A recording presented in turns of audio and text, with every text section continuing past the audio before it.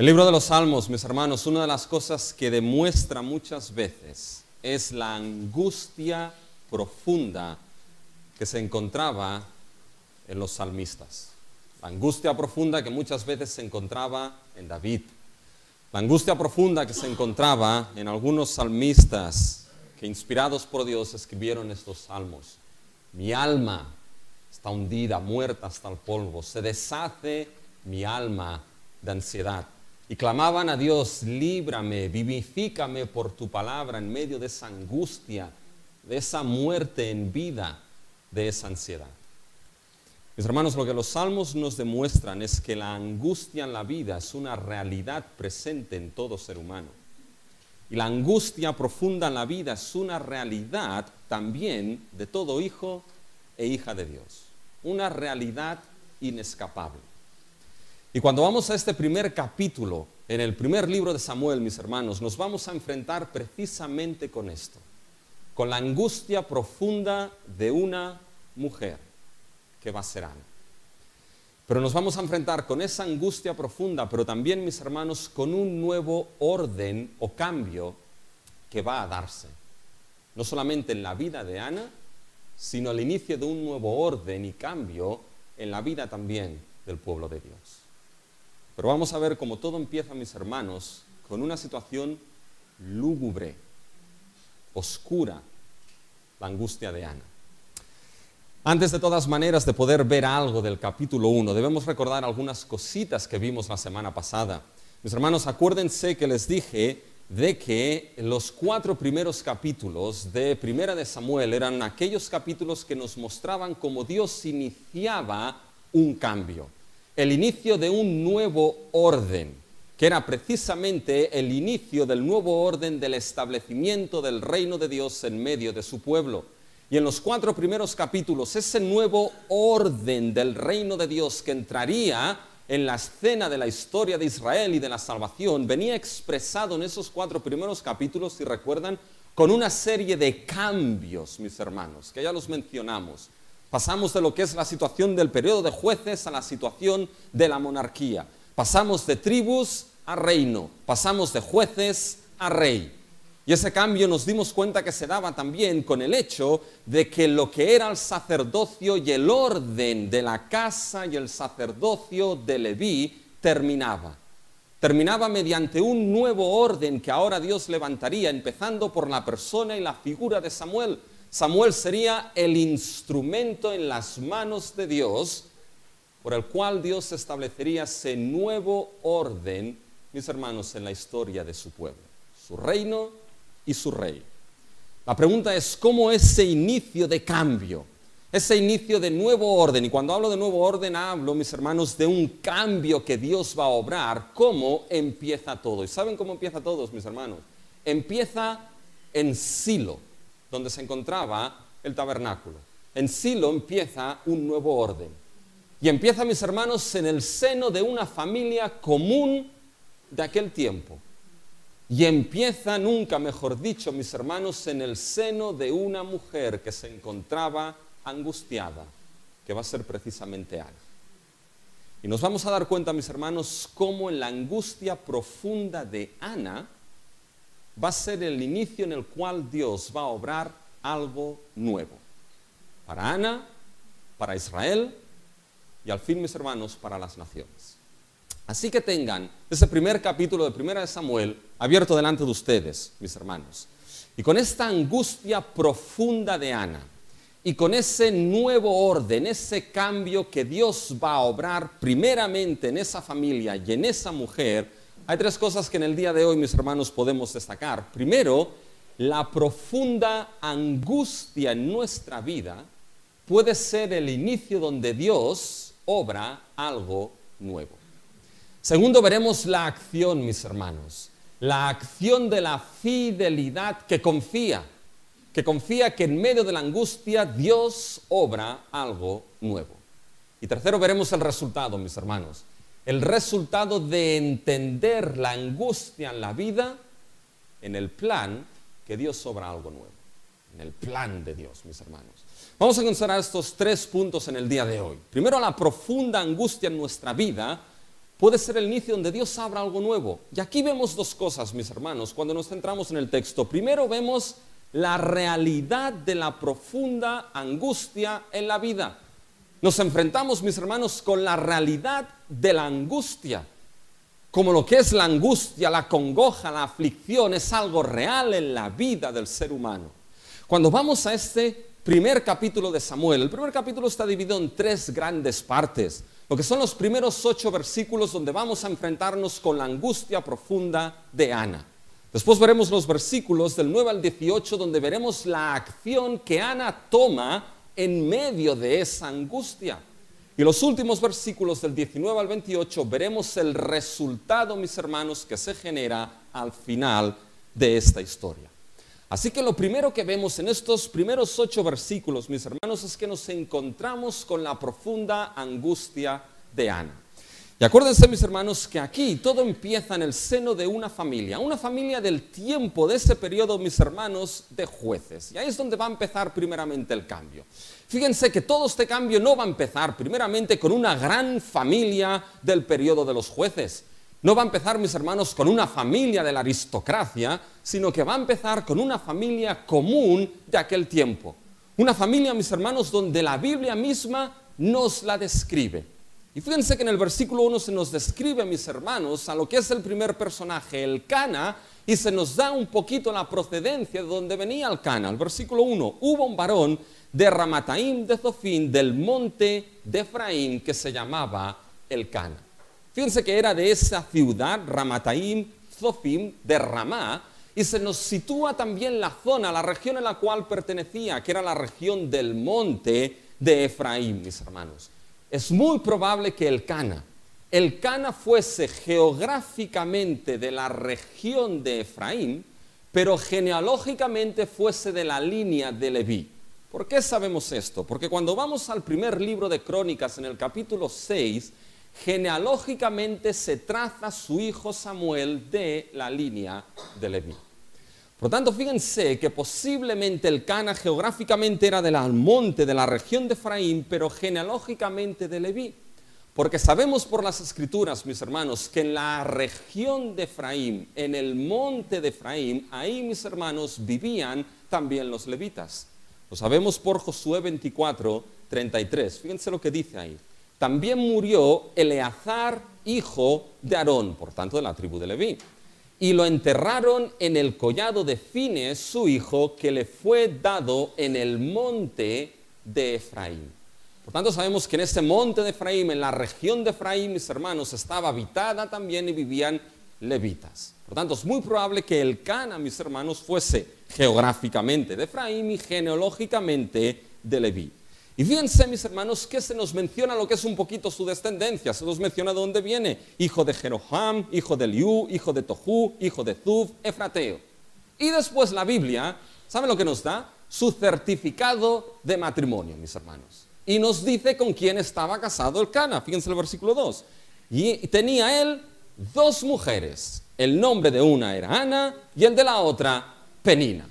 Bueno, hasta aquí, mis hermanos, todo normal desde el punto de vista de la cultura de aquel tiempo. ¿Ya? Uno levanta así la cabeza, ¿cómo que todo normal?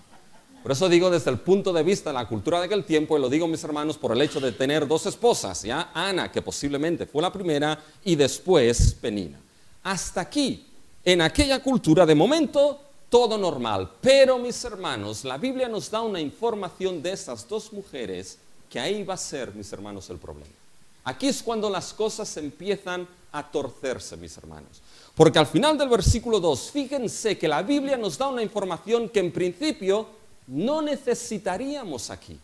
Podríamos saltar perfectamente de las 2 mujeres en el versículo 2 al versículo 3 y la Biblia tiene sentido, fíjense.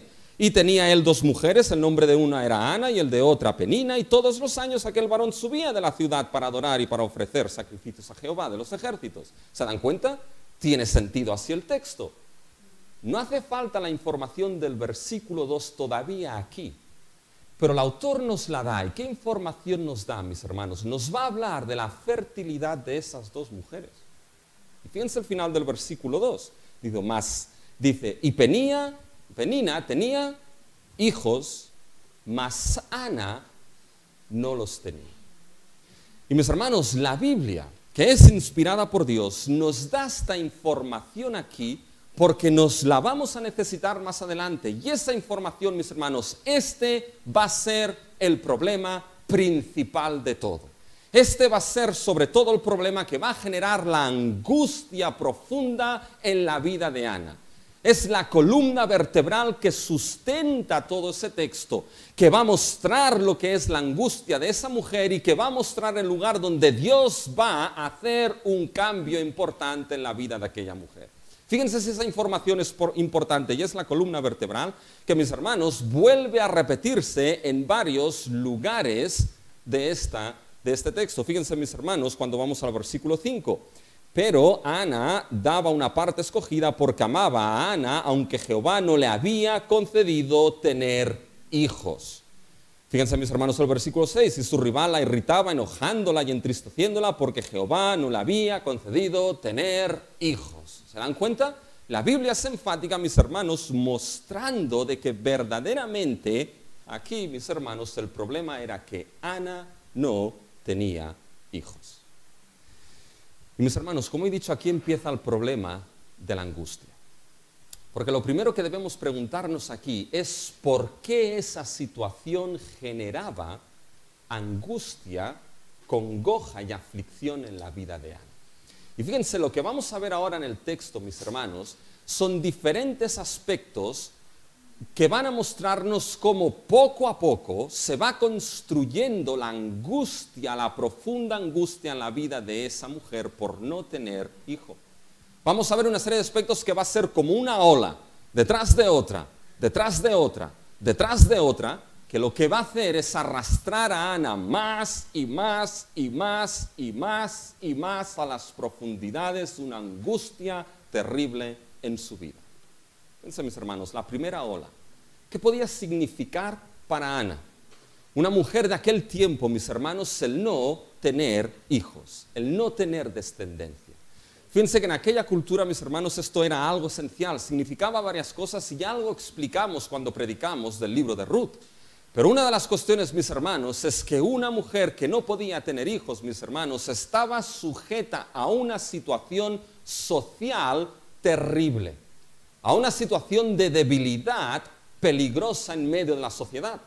Una mujer que, por ejemplo, su esposo fallecía y ella no tenía descendencia, mis hermanos, quedaba entonces como una viuda que si no podía volver a la casa de su padre se encontraba en una situación de debilidad y de peligro en medio de aquella sociedad.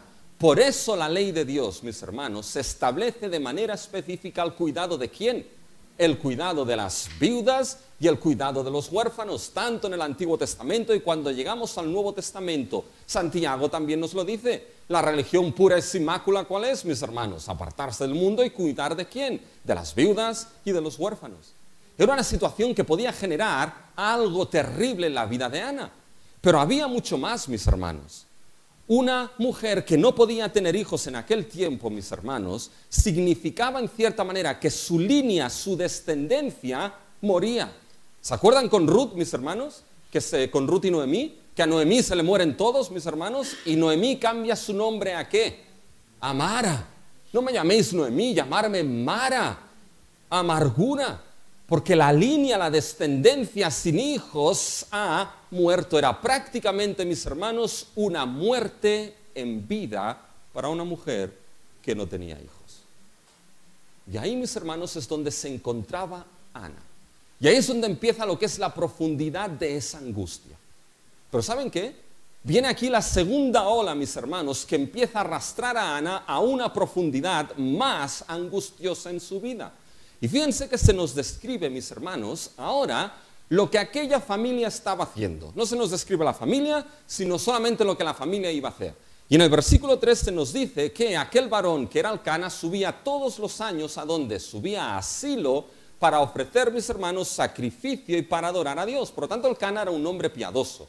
Era un hombre que guiaba a su familia en lo que era la adoración a Dios. Era un hombre piadoso que cumplía lo que era básicamente esas regulaciones de ir al tabernáculo, que en aquel tiempo se encontraba en Silo, y ofrecer dentro de las fiestas religiosas lo que eran los sacrificios para adorar a Dios. Por tanto, fíjense todo el contexto del capítulo 1. Mis hermanos, todo el contexto del capítulo 1, ¿saben de qué es? Es un contexto de fiesta, mis hermanos. Es un contexto de festival. Es un contexto de una festividad religiosa que era el momento de ir a ofrecer ofrendas a Jehová. Era de fiesta, mis hermanos. Era el momento de ofrecer ofrendas a Dios, de adorar a Dios. Incluso había comida y bebida, mis hermanos. Fíjense que esto se menciona, fíjense el término comida como aparece al final del versículo 7. Y no comía, se nos dice de Ana. Fíjense el versículo 8, le pregunta a su marido Elcana. Su marido dijo, Ana, ¿por qué lloras? ¿Por qué no comes? Había comida, mis hermanos, y había también, ¿qué? Había bebida. Fíjense en el versículo 9, se levantó Ana después de que hubo comido y bebido. Y parece que podía haber mucha bebida, mis hermanos, porque cuando Elí vio a Ana orando en silencio, ¿qué es lo que le dijo Elí? Oye, estás ebria, digieres tu vino, estás borracha. Por tanto, fíjense que había, mis hermanos, un contexto de ¿qué? Un contexto no de angustia. No era momento para estar angustiado, era momento para estar feliz, de celebración, de comer y de beber.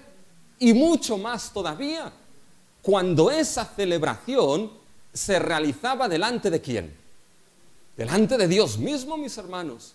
Fíjense dónde se va a ofrecer esas ofrendas y esos sacrificios. Fíjense versículo 3. Y todos los años aquel varón subía de su ciudad para adorar y para ofrecer sacrificios a Jehová de los ejércitos en Silo. Mis hermanos, paren aquí. 2 veces vamos a ver que se menciona que Jehová es Jehová de los ejércitos. Una mención, mis hermanos, de que aquí al Dios que se iba a adorar era aquel Dios que tenía plena autoridad. Ese Dios, mis hermanos, que tiene los orbes del universo bajo su control, que tiene plena autoridad de todos los seres celestiales, de todos los ejércitos. Dios tiene una plena autoridad aquí, mis hermanos, para hacer lo que quiera. E iban a Silo, en aquel tiempo Silo, ya desde el periodo de jueces, era el lugar, mis hermanos, donde se encontraba el tabernáculo de Dios. Posiblemente la estructura se había aumentado un poquito, era más estable que no solamente la tienda de reunión. Y lo sabemos por qué, porque cuando se nos describe a Elí, se nos dice que Elí estaba sentado en una silla junto al pilar del templo. La palabra pilar ahí son los postes y las jambas de las puertas. Posiblemente la estructura era un poco más que la tienda del tabernáculo, pero ya desde el tiempo de Josué en Silo estaba la tienda de reunión, la presencia misma de Dios. Piensen en todo el contexto. ¿Cómo uno puede estar, mis hermanos? ¿Cómo uno puede estar angustiado y triste delante de la presencia del Dios de los ejércitos? En un momento de celebración, alguien podía venir a Ana, mis hermanos, y decirle, Ana, por favor, que es tiempo de celebración. Ana, por favor, no estés angustiada. ¿Cómo puedes estar angustiada en un momento de adorar a Dios y de estar justo delante de la presencia del Dios Santo? Ana, por favor, deja de pensar un poco en tus asuntos y en ti y regocíjate porque estás delante de Dios Altísimo de los ejércitos. Tiempo de regocijarse. Pero ¿saben qué? Ese era precisamente el problema de Ana, mis hermanos. Ese era el gran problema de Ana.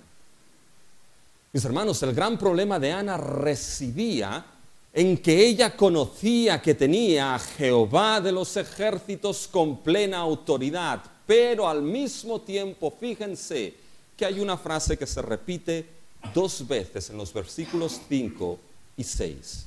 Fíjense, mis hermanos, al final del versículo 5, Jehová no le había concedido tener hijos. Fíjense ahora el versículo 6, al final, Jehová no le había concedido tener hijos. Mis hermanos, ese Dios que Ana creía, porque Ana era fiel creyente y lo veremos en su oración, ese Dios que ella ora en el versículo 11, Jehová de los ejércitos, que tienes plena autoridad, ese Dios es quien no le permitía tener hijos. Literalmente la expresión no le concedía tener hijos, mis hermanos, es una expresión más literal, mis hermanos. Es una expresión que Jehová había cerrado el útero de Ana. Una expresión que aparece únicamente en boca, ¿saben de quién? En boca de Sara, antes que de Ana, mis hermanos. Y aquí era el gran problema, mis hermanos. Ana tenía un problema de lo que se llama teodicea. Dios es soberano, Dios es justo. Pero como mi Dios, el Dios de los ejércitos, que controla todas las cosas, Él obra así en mi vida. Porque Él ha cerrado mi útero. ¿Y saben qué? El problema era más profundo. Ana se encontraba en ese choque, mis hermanos, pero el problema era más profundo. Porque, mis hermanos, esto de tener descendencia, de multiplicarse y ser fructíferos, ¿saben lo que era esto? Esto era, mis hermanos, la bendición de pacto que Dios dio a su pueblo, de que cuando entrasen en la tierra serían bendecidos por la mano de Dios, multiplicándose y fructificando. Fíjense en Éxodo 23:30. Poco a poco los echaré de delante de ti hasta que te multipliques y tomes posesión de la tierra. Fíjense ahora en Deuteronomio 30, versículo 5. Y te hará volver Jehová tu Dios a la tierra que heredarán tus padres y será tuya. Y te harán bien y te multiplicará más que tus padres. Dios es quien iba a hacer eso como bendición de pacto. Es la bendición misma de la creación a la primera pareja, mis hermanos. Los bendijo y les dijo: fructificad y multiplicaos, llenad la tierra. Desde el punto de vista, mis hermanos, el poder tener descendencia, al multiplicarse y fructificar, era señal de bendición de Dios sobre aquella mujer, mis hermanos. Y ahora Dios había cerrado su útero. ¿Qué pensaban que Ana podría tener en mente, mis hermanos? Es como si Dios, a lo moderno, hubiese cogido su WhatsApp de la bendición, mis hermanos, y hubiese bloqueado permanentemente a Ana de esa bendición. Y mis hermanos, Ana podía sentirse de que ahora estaba fuera de la bendición de Dios, fuera de esa bendición de pacto, fuera del plan mismo de Dios. Dios me ha dejado fuera, incluso de ese plan, voluntariamente ha cerrado mi útero. Mis hermanos, eso es un tremendo mazazo para aquellos que creemos que nuestro Dios es soberano, pero que hay momentos en nuestra vida donde Dios en su soberanía puede obrar de maneras que podemos llegar a creer y a pensar: Dios me ha dejado fuera de su bendición. Una siguiente ola que hundía más a Ana, más en esa angustia. Y la cosa no termina aquí. ¿Quieren la siguiente ola, mis hermanos? Que hunde más a Ana en la angustia. Fíjense ahora. Ahora llega el momento de repartir la comida, mis hermanos. De repartir la comida de esos sacrificios que se ofrecían a Dios. ¿Y qué sucede? Fíjense versículos 4 y 5. Y cuando llegaba el día en que Elcana ofrecía sacrificio, daba a Penina su mujer y a todos sus hijos y a todas sus hijas, a cada uno su parte. Pero a Ana daba una parte escogida porque amaba a Ana. Paren un momento aquí. Ese versículo 5, la expresión daba una parte escogida a Ana, es una expresión difícil de traducir. Porque puede referirse, mis hermanos, de que Elcana daba el doble de porción a Ana porque la amaba, aunque Ana estuviese sola y Dios no le hubiese concedido tener hijos. O la expresión puede referirse también, mis hermanos, a lo que era una porción sola, una porción específica. Es decir, que solo daba una porción específica porque estaba ella sola. Esta es la dificultad de esa expresión. Fuese como fuese, mis hermanos, fuese como fuese, si le daba una porción doble porque la amaba, ¿qué era esto, mis hermanos? ¿Con quién se la comía Ana si no tenía hijos? Y era un recuerdo otra vez de que estaba sola y sin hijos. Y si le daba una única porción escogida, era otra vez un recuerdo de que estaba sola. Te doy una porque estás sola y sin hijos. Y ante ese recuerdo constante de que estaba sola, ahí, mis hermanos, ¿quién estaba? Ahí estaba Penina, la otra mujer, mirando todo esto. Y después de que el Cana le da la comida, Penina acercándose a Ana y diciéndole, Ana, ¿con quién te vas a comer esto? ¿Ah? Si no tienes hijos. Hey, Emanuel, y él, David, venid, hijos míos, y comed de la porción que ha sido sacrificada a Jehová. Ana, llama a tus hijos también. Ay, que no tienes, tonta de mí. Qué despiste. Y ahí estaba Penina irritándola una y otra vez. Fíjense, mis hermanos, que esto aparece en el texto. Fíjense en el versículo 6. Y su rival, es la palabra rival, enemiga es la palabra. Y su rival la irritaba, enojándola y entristeciéndola. Y fíjense en el versículo 7. Así hacía cada año cuando subía a la casa de Jehová, la irritaba así. ¿Se imaginan, mis hermanos? Año tras año, como la gota malaya, mis hermanos, que va poco a poco agujereando a uno, año tras año. Penina, Ana, llama a tus hijos. Ay, que no tienes con quién te vas a comer esto, Ana. Año tras año. Y Ana, mis hermanos, fíjense al final del versículo 7, Ana lloraba y no comía. Suficiente para hundirla en la angustia, ¿sí o no? En la angustia, mis hermanos, de pensar de que ahora era una paria dentro de ese plan y bendición de Dios, y encima se lo recordaban año tras año. ¿Y saben qué? La cosa no termina ahí, porque falta el último, mis hermanos, en todo este show. Y ahí viene su marido. Ahí viene el Cana, mis hermanos. Y viene el Cana en el versículo 8, mis hermanos, y le dice, y el Cana, su marido, le dijo, Ana, ¿por qué lloras? ¿Por qué no comes? ¿Y por qué está afligido tu corazón? ¿No te soy yo mejor que 10 hijos, mis hermanos? Cuando uno llega a este versículo y escucha al Cana, es para decirle, el Cana, cállate. El Cana, no digas nada. Porque imagínense, mis hermanos, año tras año a Ana, que ahora viene su marido y le dice esto, mis hermanos. Yo no sé cómo reaccionaría Ana. Pero Ana podría reaccionar aquí, ¿de verdad, Elcana? ¿De verdad? Después de todos estos años que todavía me preguntas por qué estoy triste. ¿De verdad a estas alturas que me preguntas por qué estoy afligido? Es que Elcana, es que no te has enterado de nada. Pero bueno, Ana era piadosa, mis hermanos. Estoy seguro que no respondió así. Yo me imagino que quizá miró a Elcana y dijo, el que me faltaba. El que me faltaba. Y lo miró y dijo, sí, Elcana, sí. Eres mi marido. Sí, Elcana, te quiero mucho, más que 10 hijos, Elcana. Pero Elcana, no te enteras de nada. Y es que, mis hermanos, a veces los maridos estamos un poco removidos de lo que es los sentimientos y la situación de nuestras esposas. ¿Ya? Que a veces, ya las esposas, amén, que siga el pastor. ¿Ya? A veces estamos un tanto removidos de esas situaciones, de lo que pueden estar pasando y lo que significa a veces situaciones de angustia en su vida.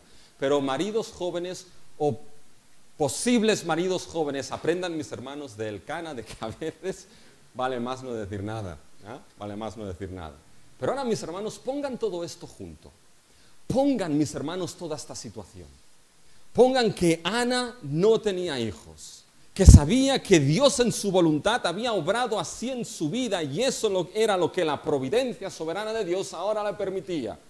De que no tenía comida para sus hijos cuando se sacrificaba, de que Penina la irritaba año tras año, de que su marido no se enteraba del asunto ni de la misa a la mitad, mis hermanos, en ese asunto. ¿Qué es lo que podía y en qué situación podía estar Ana? Mis hermanos, estaban en una situación de angustia profunda. Y no lo digo yo, sino que lo dice la Escritura misma. Fíjense en todo este texto, mis hermanos, los términos que se utilizan para definir a Ana. Versículo 7 al final, Ana lloraba. Versículo 6, enojándola y entristeciéndola. Versículo 11, si te dignares a mirar a la aflicción de tu sierva. Versículo 15, no he bebido vino ni sidra, sino que he derramado mi alma delante de Jehová. No tengas a tu sierva como una impía, porque por la magnitud de mis congojas y de mi aflicción he hablado hasta ahora. Y el versículo 15 también, mujer atribulada de espíritu. ¿Se dan cuenta los términos que se utilizan para definir la situación de Ana? Aflicción, congoja, tribulación de espíritu, llanto, lloro, tristeza, mis hermanos. Esa era la situación de Ana. Y mis hermanos, Ana estaba en la línea de santos piadosos del pasado que vivieron esa misma angustia. Pero Ana, mis hermanos, estaba también en la línea de santos piadosos como podemos ser nosotros, creyentes que vivimos en la misma situación. Y quizá esa situación de angustia es la que alguno en estos momentos está pasando. Y Ana, mis hermanos, lo que nos muestra es algo que a veces es difícil de asimilar. La situación de que puede ser en la providencia de Dios su voluntad, mis hermanos, de permitir que hayan situaciones de profunda angustia en nuestra vida, mis hermanos. De que puede ser el momento en que Dios obre de esta manera en nuestra vida, mis hermanos. Ya sea porque no pueda haber descendencia, ya sea, mis hermanos, por la pérdida de un ser querido, esposo, esposa, hijo, hija, ya sea por crisis familiares, mis hermanos, severas, ya sea, mis hermanos, por situaciones en las que alguien aproveche para una y otra vez, hundirnos y decir cosas en tu vida una y otra vez que quizá no son verdad. Y en esa situación, mis hermanos, ¿saben qué? Puede haber un contexto de celebración. Pero por muchos que el resto celebre y se regocije, tú estás afligido y angustiado. Y todo el mundo puede reír, pero la procesión va por dentro. Y uno entra en esa situación de decir, ¿cómo es que Dios permite esto? El Dios de los ejércitos permite esto en mi vida. Y se llega al punto, mis hermanos, como el Cana con Ana. Saben que por mucho que te digan, nada va a cambiar en ti. Porque uno sabe que tiene un Dios todopoderoso. Porque uno sabe de las promesas de Dios. Porque uno sabe su teología. Porque uno sabe quién es Dios en su vida. Y en aquel momento llegan momentos que ni las palabras ni los consejos pueden hacer cambiar a la persona. ¿Saben lo único que puede hacer cambiar, mis hermanos, en aquel momento? Que Dios obre. Que Dios sea el que cambie. Y que Dios inicie un nuevo obrar que pueda hablar a la persona y decirle, no has sido olvidado. Tu aflicción no ha sido pasada por alto. Sigues dentro del plan de Dios. Y esto es lo que vemos, mis hermanos, en lo que es esa historia de Ana. Fíjense, se lo voy a mostrar un poquito al final. Cómo Dios, mis hermanos, muestra que no la ha dejado de su plan y de su mano. Pero fíjense, solamente les voy a dar ahora dos pistas de esto. Y nos vemos que aquí la profunda angustia es el inicio donde Dios empieza a cambiar. Fíjense, hay dos cosas que después las recuperaré al final, mis hermanos. Pero fíjense que aquí el Cana y Ana no es el primer matrimonio que se encontraba con ese problema. Ya había, mis hermanos, algún matrimonio que había tenido problemas para tener hijos, mis hermanos, y había tenido que cogerse a la sierva para poder tener hijos. ¿Quién era ese matrimonio? Era Abraham y Sara, mis hermanos. Por tanto, se está perfilando la historia de Ana, mis hermanos, y el Cana, junto con la historia de los patriarcas. Fíjense, mis hermanos, que Ana no se encontraba sola en esta situación. Nos encontramos que estaba Sara, nos encontramos que estaba Rebeca, nos encontramos que estaba Raquel, nos encontramos más cercano al tiempo de Ana, la madre de Sansón, que era estéril. Y de todas esas mujeres, ¿qué es lo que hizo Dios? Dios, mis hermanos, abrió lo que es el útero de esas mujeres. Dios concedió tener no cualquier hijo, sino un hijo específico para que siguiese la promesa de redención del plan de Dios, mis hermanos. ¿Se dan cuenta? Es como si Dios cogiese a esas mujeres para trazar todo el plan de Dios, mis hermanos. Cuando el Cana le dice, no te soy mejor yo que 10 hijos, posiblemente eso es una alusión a los 10 hijos, mis hermanos, de Jacob antes, mis hermanos, antes de que Raquel pudiese tener hijos en el periodo de su esterilidad.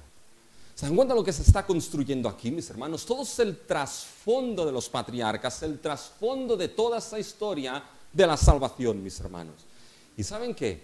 Eso nos da una nota de esperanza. ¿Saben por qué, mis hermanos? Nos da una nota de esperanza porque viendo esa situación podemos entender entonces, aquel que leía decir, bueno, esto parece que está formado como la historia que Dios ha obrado en el pasado en la salvación. ¿Qué querrá obrar Dios aquí de esa mujer y de esa familia? Dios ya ha obrado así en el pasado y mis hermanos, esto es importante porque saben, nuestras angustias son reales, pero Dios, mis hermanos, muchas veces obra en esas angustias, en nuestra debilidad, en nuestra inhabilidad para hacer el inicio de algo nuevo, mis hermanos, el punto de partida en el que Dios sobre algo nuevo. ¿Por qué? ¿Por qué en medio de la angustia? ¿Saben por qué? Porque en medio de la angustia, de la debilidad, mis hermanos, entendemos entonces de que solamente es el obrar de Dios.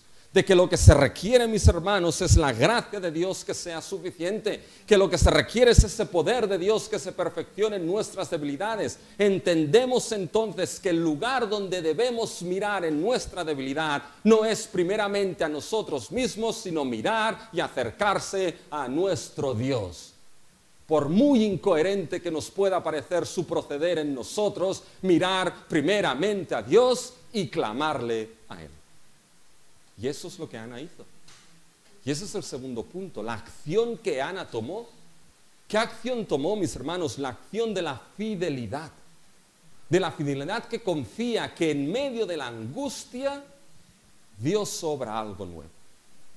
Y fíjense, mis hermanos, que aquí la fidelidad se expresa con una oración de Ana que confía.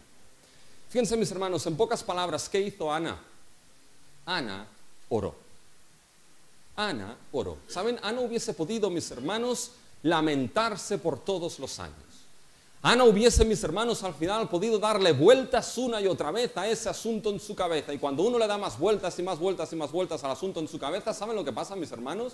Que la angustia crece y crece y crece. Ana hubiese podido buscar recursos a otro lado, mis hermanos, pero ¿qué hizo Ana? Ana oró. Hay un autor, mis hermanos, que lo que ha dicho es que su dolor le hizo una buena teóloga. Es decir, Ana, mis hermanos, se volvió a Dios. Y fíjense que esto lo vemos en el versículo 9. Dice, y se levantó Ana después que hubo comido y bebido en Silo. Es importante que probablemente aquí el texto no se refiera a que Ana comió y bebió. Comieron el resto de la familia, pero no Ana. Esta es la manera en cómo está expresado y veremos la importancia de esto al final, ¿ya? Pero entonces ahí se nos dice que estaba Elí, que estaba sentado, ¿ya? Estaba sentado ahí, posiblemente era el sacerdote que no regía en aquel momento, que no ofrecía porque estaban sus hijos, ya Ofni y Fines, pero ahí estaba Elí mirando las cosas, mis hermanos. Y entonces, fíjense en el versículo 10 y 11, empieza la oración de Ana. Ella con amargura de alma oró a Jehová y lloró abundantemente. Esto es la expresión de su angustia. Pero fíjense ahora. E hizo voto diciendo, Jehová de los ejércitos, si te dignares mirar a la aflicción de tu sierva y te acordares de mí, y no te olvidares de tu sierva, sino que dieres a tu sierva un hijo varón, yo lo dedicaré a Jehová todos los días de su vida, y no pasará navaja sobre su cabeza. Eso, mis hermanos, es una oración preciosa, altamente teológica, y que es la expresión de la fidelidad y confianza que Ana tenía, mis hermanos. Fíjense, Ana primeramente hace un voto a Dios. Esto es algo sorprendente porque no se permitía a las mujeres hacer esto, salvo a las mujeres casadas en caso de excepciones, mis hermanos. Y aquí nos encontramos a lo que es Ana haciendo un voto delante del Señor. Entienden, mis hermanos, que pedirle al Señor no solamente es pedir, sino también darle fielmente a Dios, mis hermanos. Y fíjense que ahora aquí, Ana ora ¿a quién? Jehová de los ejércitos. Nuevamente la expresión. Ana entiende algo, mis hermanos, que el Dios que está orando es el Dios que controla los orbes, que tiene autoridad sobre todos los ejércitos del cielo, que tiene autoridad soberana sobre todas las cosas, autoridad ilimitada salvo por su propio ser y persona, mis hermanos. Fíjense que Ana, ¿qué es lo que hace? Se somete a la soberanía del Dios de los ejércitos. Y ese sometimiento a la soberanía de Dios se muestra en cómo Ana expresa su oración. Fíjense, toda la oración está expresada como un condicional. Dice, si te dignares a mirar, te acordares, no te olvidares, si dieres, si hicieses eso, entonces yo te dedicaré este hijo. Uno puede pensar, bueno, esto de mucha dependencia no parece un mercadeo con Dios. ¿Ah? Si haces esto, Señor, entonces yo haré lo otro. Pero es todo lo contrario. Ana no está negociando con Dios aquí. Ana no está mercadeando con Dios, mis hermanos. Ana no está en ningún momento estableciendo un trueco con Dios. Esa condición es la expresión de que se somete a la voluntad de Dios. Está reconociendo, Dios, si tú quieres, si tú me miras, si tú me das, si tú me consideras. Todo depende de si tú quieres hacerlo, Señor. Es como aquel leproso que se acercó a Cristo y que le dijo, Señor, si quieres, puedes limpiarme. Todo dependía de la soberanía de Cristo. Si quieres, puedes hacerlo. Y esto, mis hermanos, es lo que Ana está reconociendo, sometida en esa situación de angustia a la soberana voluntad de Dios, que si Él quiere puede cambiar esa angustia, si no, no lo va a hacer. Y mis hermanos saben que acercarse al Dios soberano con fe, acercarse al Dios soberano con fidelidad, mis hermanos, es reconocer su soberanía hacia un lado y hacia otro de nuestra vida.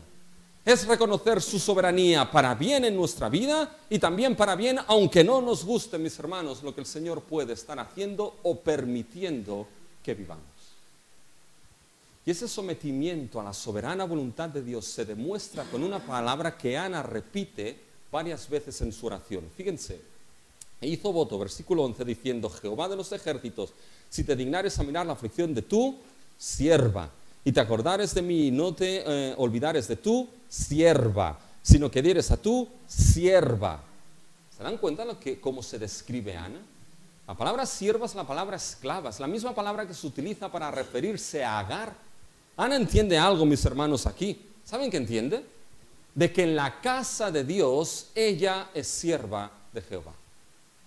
De que delante de la presencia de Dios ella es sierva sujeta a la voluntad de Dios, mis hermanos. Y cuando Dios nos llevó a su reino en Cristo Jesús, somos siervos sometidos a la voluntad de Dios en nuestras vidas, mis hermanos. Pero Ana sabía algo más. ¿Saben lo que sabía, mis hermanos? Ana sabía una cosa, que Dios ya había obrado así en el pasado. Y a eso se aferra. Fíjense lo que Ana pide en el versículo 11. Si dieres a tu sierva un hijo varón. ¿Saben lo que Ana está utilizando ahí? No está diciendo un hijo varón. Dice, si dieres a tu sierva una simiente varón. Mis hermanos, simiente varón. ¿Quién habla así? Ahora imagínense que se encuentra a alguien, a una señora que está embarazada y dice, oye, ¿qué es? ¿Simiente varón o simiente hembra? ¿Cómo creen que le mirarían, mis hermanos? Bueno, ¿de qué siglo proviene? Pero utiliza la palabra simiente porque, mis hermanos, esa palabra simiente es fundamental en la historia de la salvación. Empieza a cuadrar su petición en la historia que Dios ha estado obrando, mis hermanos. Hay una palabra para hijo, niño, otras palabras distintas. Aquí utiliza la palabra simiente y después la cambia. Pero aquí es simiente varón. Y mis hermanos, esa palabra simiente nos la encontramos que ya Dios se lo dijo a quién, se lo dijo a Abraham. La simiente tuya es la que sustentará las promesas de redención, las promesas de pacto, las promesas que lo cambiará todo. Ya Dios al inicio en Génesis 3:15, ¿qué es lo que dice? La simiente de la mujer acabará ¿con quién? Acabará, mis hermanos, con lo que es la serpiente misma. Ese término es esencial en la historia de la redención. Y con esto Ana hace dos cosas. Una, mis hermanos, Ana sabe que Dios ya ha obrado así en el pasado de la historia de la salvación. Dios obra en patrones históricos, mis hermanos. Dios ha obrado así en la historia. Ana lo sabe y se aferra a esto. Y ese obrar de Dios en el pasado, en esa historia, es fundamental para nuestra fidelidad. Porque si Dios ha obrado así, es como si Ana dijese, Señor, tú ya obraste así antes, mírame y puedes obrar nuevamente así en mi vida. Pero hay algo más, mis hermanos. ¿Saben lo que entiende Ana? Situando su oración en la historia de la salvación. Mis hermanos, Ana entiende de que su vida, sus situaciones, su angustia, no están aisladas de la gran historia que Dios está obrando en este mundo, mis hermanos. Ana entiende, mis hermanos, que su vida forma parte de esta gran historia. Hermanos, como les he dicho, conocer cómo Dios obra en el pasado, que obran patrones históricos, es un Dios de orden, es fundamental, mis hermanos, para nosotros, para naciones que expresen esta fidelidad. Podemos ver cómo en el pasado Dios ya ha mostrado, mis hermanos, su misericordia, sus hechos poderosos, cambiando vidas de personas concretas en momentos de angustia y fidelidad. Él ha obrado así y es el mismo Dios, no cambia, es el alfa y el omega, el principio y el fin, mis hermanos. Pero también debemos entender que nuestras vidas, como entendió Ana, y lo veremos al final, si Dios quiere y me lo permite el tiempo, mis hermanos, veremos al final que nuestras historias, mis hermanos, nuestras angustias están contextualizadas y deben entenderse dentro de la gran historia que Dios está obrando en la persona de nuestro Señor Jesucristo. Nuestras angustias, ¿saben que al final, mis hermanos, quizá no las entendemos aquí? Pero nuestras angustias y vidas debemos verlas a la luz del fin de lo que Dios está obrando, mis hermanos, en esta gran historia de la salvación. Eso es difícil. Y me preguntan, ¿y cómo lo hacemos esto? Lo veremos al final. Pero mis hermanos, Ana entendió de que su angustia está dentro de esa historia, su vida está dentro de esa historia, y en esa historia Dios puede hacer algo grande, algo mayor. Y eso expresa la fidelidad que tenía Ana a Dios. Fíjense cómo se muestra esta fidelidad, mis hermanos. Fíjense a partir del versículo 11 en adelante, nos encontramos entonces ese momento un tanto curioso, ¿ya? De que Ana está orando y ahí se acerca Elí, mis hermanos, se acerca Elí. ¿Ya? Y entonces ve que Ana está orando, pero no se escucha, mis hermanos, es una oración del corazón. Y va Elí, mis hermanos, ¿y qué es lo que le dice a Ana? Pónganse en la situación. Le dice, oye, estás ebria, estás borracha, digiere tu vino, mis hermanos. Le está diciendo esto. Ahora imagínense, mis hermanos, que llegan el jueves todos a la reunión de oración y están orando todos en silencio. ¿Ya? Y entro yo por la puerta y veo lo que es la reunión de oración del jueves llena, pero todos orando en silencio, mis hermanos, ¿ya? Y no se me ocurre más que decirles, oye, pero ¿qué han bebido antes de venir a la reunión de oración? ¿Qué pensarían de mí, mis hermanos? Bueno, quizá el próximo domingo ya no estoy aquí. ¿Eh? Pero mis hermanos, ¿qué es lo que demuestra esto que le dijo Elí? Saben, esta oración está compuesta para contrastar a Ana con Elí, mis hermanos, para que sean de contraste. Y lo que está mostrando que aquí Elí, que era el sacerdote, mis hermanos, hubiese tenido que ¿qué? Hubiese tenido que ser lo suficientemente santo para entender que lo que Ana estaba haciendo no era que estaba borracha, sino que estaba orando. Elí hubiese tenido que tener, por quién era él, la sensibilidad suficiente, mis hermanos, de entender que Ana estaba derramando su corazón y angustia delante de Dios, pero fue incapaz de reconocerlo. ¿Qué es lo que nos muestra esto? ¿Saben lo que nos muestra esta comparación? Mis hermanos, que la que era fiel y con sensibilidad espiritual, aquí ¿quién era? No era Elí, era Ana. Después que me digan que la Biblia es machista, mis hermanos. Y fíjense, mis hermanos, que la expresión de la fidelidad de Ana se dio precisamente en esa oración, una oración que solamente el corazón escuchaba, que el resto no escuchaba, mis hermanos, pero que Dios sí escuchó. Y fíjense, eso es una oración fiel, una oración que cree que Ana cambia antes de que algo pase. Fíjense los versículos 17 y 18. Elí respondió y dijo, ve en paz y el Dios de Israel te otorgue la petición que le has hecho. Y ella dijo, halle tu siervo gracia delante de tus ojos. Y se fue la mujer por su camino y comió y no estuvo más triste. Fíjense, mis hermanos, cómo termina esto. Algo esencial de la situación de Ana es que lloraba y no comía. ¿Por qué no comes, Ana? El no comer, mis hermanos, era la expresión externa de la tristeza profunda que Ana tenía, mis hermanos. Y no comía por eso. Los que tenemos padres adolescentes, mis hermanos, esto lo sabemos bien. Siempre hay excepciones, pero los adolescentes cuando empiezan a cambiar, no sé qué les pasa, pero empiezan a comer mucho, mis hermanos. Y si uno tiene el atrevimiento, como padre, de poner a un adolescente a hacer deporte, que prepare la cartera, mis hermanos. Porque ya no comen solamente por naturaleza, sino que encima comen más por hacer deporte, mis hermanos. Entonces comen como limas. Y cuando dejan de comer, ¿qué es lo que pasa entonces? ¿Qué es lo que el padre suele preguntar o la madre suele preguntar? Oye, ¿por qué no comes? ¿Qué te pasa? ¿Algo te está rondando? Ese no comer era la expresión externa de esa tristeza. Pero ¿cómo termina el versículo 18? Fíjense, mis hermanos. Y se fue la mujer por su camino y comió y no estuvo más triste. Antes que las cosas pasasen, amor, ¿qué había cambiado algo aquí? ¿Dios había hecho algo? No, ¿saben lo que había cambiado, mis hermanos? De que ahora la angustia de Ana no se encontraba sobre sus hombros, sino que se encontraba, mis hermanos, en las manos de su Dios.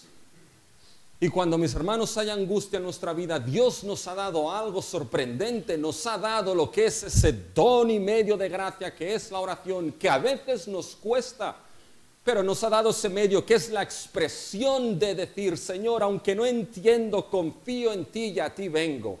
Mi angustia y mi carga es puesta en tus hombros y en tus manos y los míos son liberados de esa carga, mis hermanos.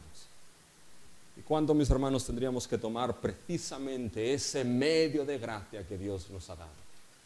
Cuando la angustia salte, no te olvides, Dios te ha dado ese medio de gracia. Acude delante de Él. Porque lo que es curioso también es por qué Ana oró en ese momento, ¿saben? Mis hermanos, Dios es el que pone el querer como el hacer. Y Dios tiene la oración como medio de gracia para obrar también su voluntad. Y cuando Dios llevó a Ana en su responsabilidad, Ana, de arrodillarse delante de Dios, pero en su soberanía, Dios, mis hermanos, utilizó ese medio de gracia, la oración, para empezar a obrar el cambio en la vida de Ana, en la nación de Israel y en las naciones en todo el mundo. Y a veces, mis hermanos, cuando el Señor te lleva a orar, no resistas eso, porque puede ser el medio que Dios use para empezar a hacer un cambio en la vida de uno y entender cómo esto encaja dentro de su plan. Y este es el último punto, mis hermanos. ¿Cuál es el resultado final de esa historia de Ana? Es entender la angustia en la vida, en el plan que Dios obra algo nuevo.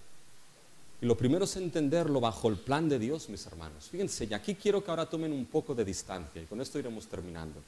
Fíjense, mis hermanos, un poco de distancia. Los versículos del 19 en adelante es como si volviésemos al inicio del texto. Vuelven a Ramá. Elcana conoce a su esposa, es decir, tuvieron relaciones sexuales, y vuelven a ofrecer sacrificios a Silo. ¿Qué había cambiado aquí, mis hermanos? Parece como el inicio. ¿Saben lo que había cambiado? Una cosa había cambiado, que Dios se acordó de Ana. Fíjense el versículo 19, mis hermanos. Y levantándose de mañana, adoraron delante de Jehová y volvieron y fueron a casa en Ramá. Y Elcana se llegó a su mujer y Jehová se acordó de ella.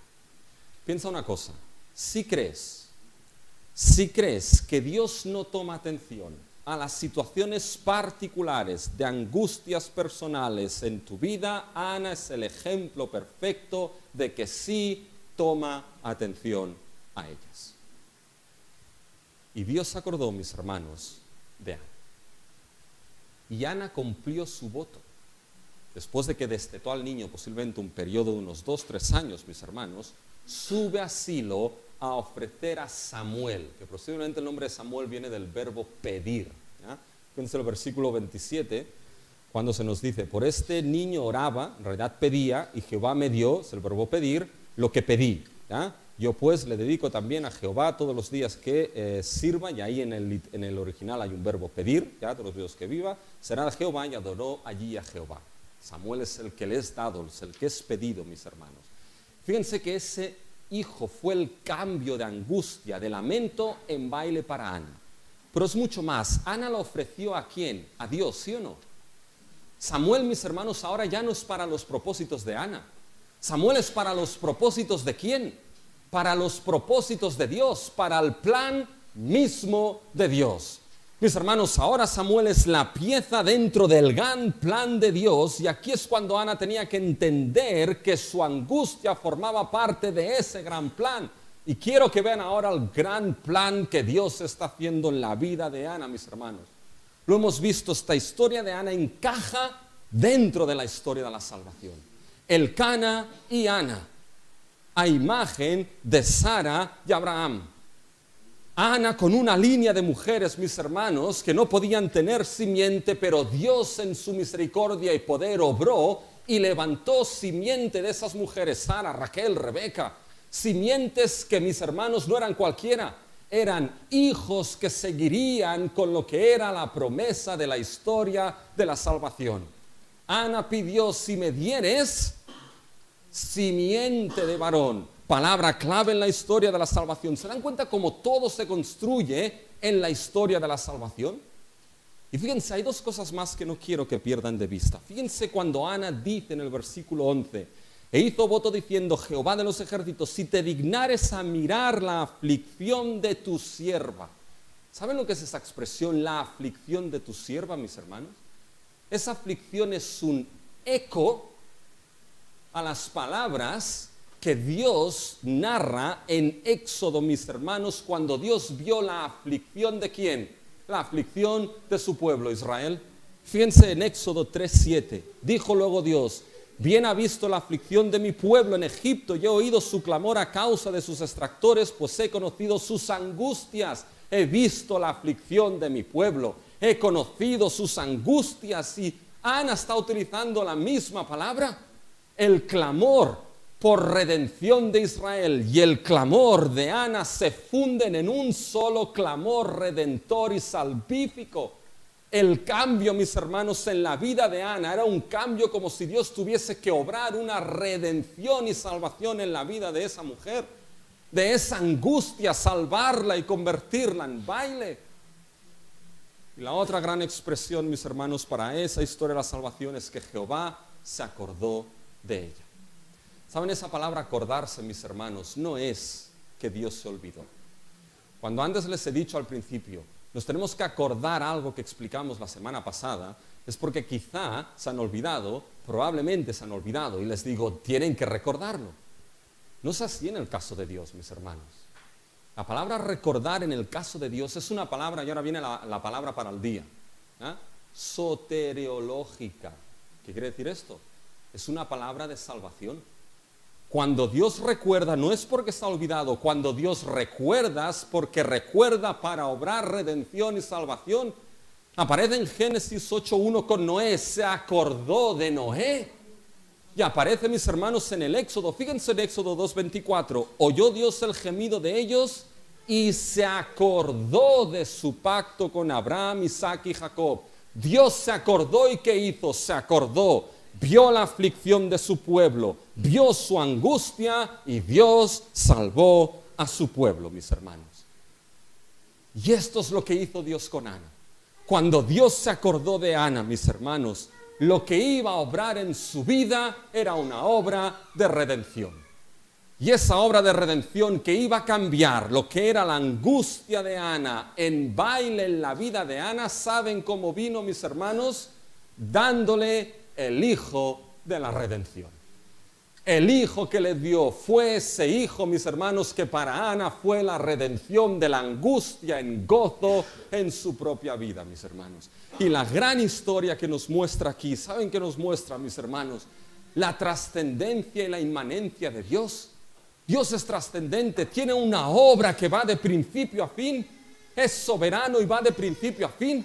Mis hermanos, Dios, sus planes, ¿qué es lo que hemos dicho? Oh, profundidad de la sabiduría y de la ciencia de Dios. Cuán insondables son tus juicios, cuán inescrutables son tus caminos. Pero, mis hermanos, Dios es inmanente. Y Dios se preocupa de aquellos que formamos parte de esta obra, de tus debilidades, de tus situaciones, de tus angustias. Te redimió en Cristo para llevarte a esa obra y no te olvida en ella. Porque sabes que en esa obra, mis hermanos, antes les he dicho, debemos ver las angustias al final, a luz del final de esa historia. ¿Y cómo lo vemos, mis hermanos? ¿Saben cómo lo vemos? De la misma manera que lo vio Ana. Ana vio al Hijo de la redención en su vida. Y nosotros, mis hermanos, vemos al Hijo de la redención en nuestra vida. Porque esa historia nos lleva a Cristo. Y mis hermanos, el gran cambio en nuestra vida y en la historia empezó en una familia común.